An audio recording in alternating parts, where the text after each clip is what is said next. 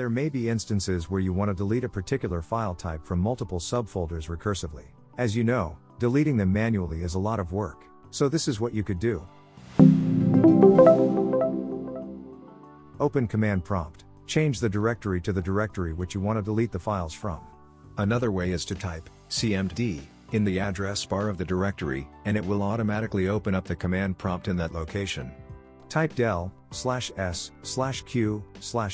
file extension, where /s instructs to delete files from subfolders, /q instructs to delete files quietly, that is, without prompts, and /f means to force delete the files, and the file extension will be the extension of the files that you want to delete. To remove multiple types of files, type del/s/q/f file extension 1, file extension 2, and that will remove all the file types specified in that folder.